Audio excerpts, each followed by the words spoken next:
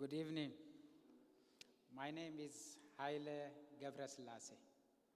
ካብ ኤርትራ የመጸ ምብራቅ አፍሪካ ኣብዚ ምሳይ ከዓ በዓልቲ ቤተይን ጓለይን ኣብዚ ምሳይ ኣለዋ ዝሓለፈ ወርሒና ኣብዚ መጸ Please raise your hand if you understand what I said. Okay, this is what I said in my native language, Tigrinya. I'm from Eritrea, an East African country. Here with me today, my beautiful wife, Filimawit, and my beautiful daughter, Heiran. Thank you. They joined me here in the US this year on September the 2nd, which is last month. I'm very glad to be here.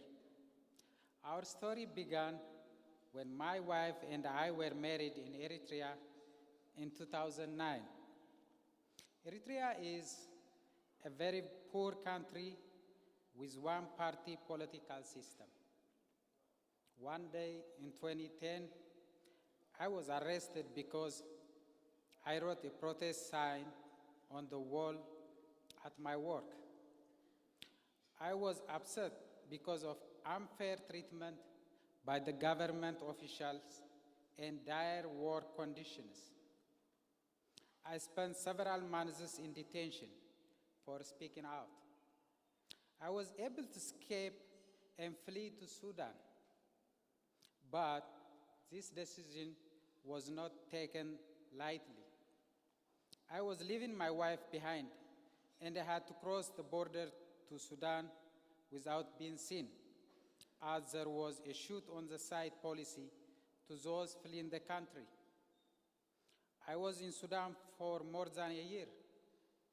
With the help of friends and families, I first bought a ticket to Brazil and then made a months-long journey through the South American countries until I reached the southern border. I immediately asked for asylum, and it was granted a couple of months later. When I was released from detention, I went to stay with my uncle in Maryland.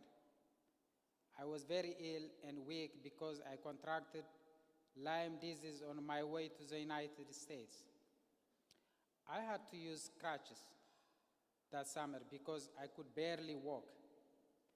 But after 8 long months, I regained my mental and physical strength and decided to visit some friends in Charlotte. Thank you. Thank you. I liked it here so much that I decided to move here. Since then, Charlotte has been my home. In 2013, I heard about International House and began my 10-year-long fight to reunite with my wife and my daughter. The first petition I filed for my wife was filed by Kati in 2013. Immigrant visas cannot be processed in Eritrea. Also, young Eritreans cannot leave the country at all. For this reason, my wife had to escape to Ethiopia, which is very dangerous. In 2014, her first visa was denied because the officer did not accept our marriage certificate.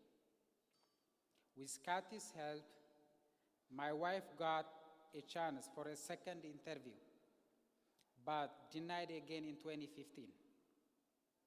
In the meantime, Yelena helped me apply for my green card and travel document.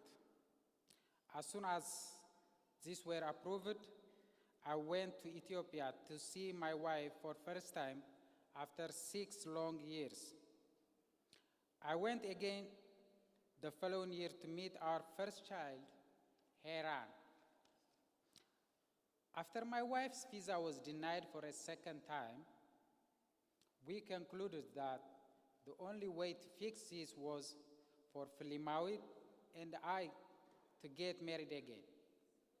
I traveled to Ethiopia in 2018 and decided to get remarried. I showed all the papers to the Refugee Civil Service Office in Ethiopia and requested that they help us, and they agreed.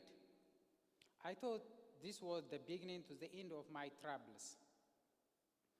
But every time I would come back from Ethiopia, I was pulled aside for secondary inspection and questioned by customs and border patrol at the airport.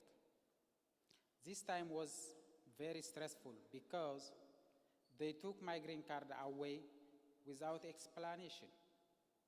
I contacted International House for help. Liz fought hard, and my green card was returned to me in a few weeks.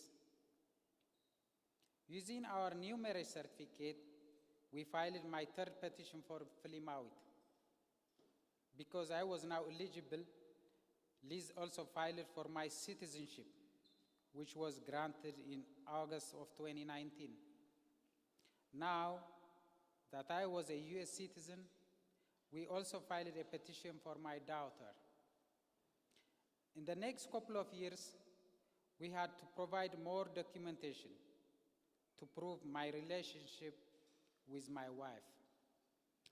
I also had to do DNA tests between me and my daughter, an expensive and lengthy process. Both petitions were finally approved by February of 2021. COVID started in the meantime. It took 2 more years to schedule their interviews, which was in March of 2023. After 6 more months of background checks, they finally issued their visas. Finally, on September 2nd, the day came for me to go meet them at Charlotte Airport after 10 long years.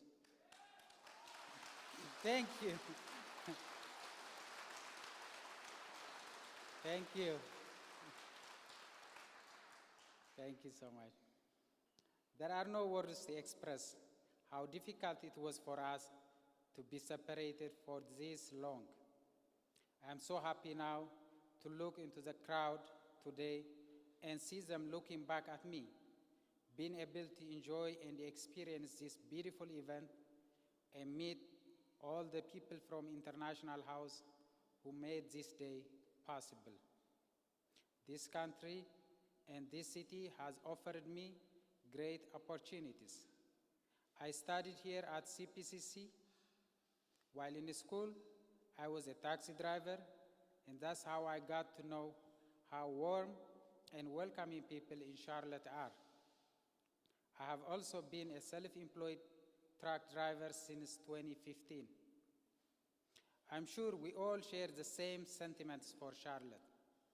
It's truly a great city, but Charlotte also means so much to me because of International House and its staff, who opened their doors and hearts to me and quickly became my family. International House is my second home here in Charlotte. I feel so lucky to have met such wonderful people like Kathy, Anne, Helena, Liz, and others that make the work at International House possible. Some of these individuals are now retired, but some of them are here with us today. They were right beside me and my family those difficult 10 years and worked very hard to bring my family here. I can't imagine who would have helped us for 10 years if I didn't know of International House. Their generosity, willingness to help, and dedication is amazing. Thank you to all International House staff. You will always be my family. Thank you all. God bless you, and God bless America. Thank you. Let me introduce you my beautiful wife, and my beautiful daughter.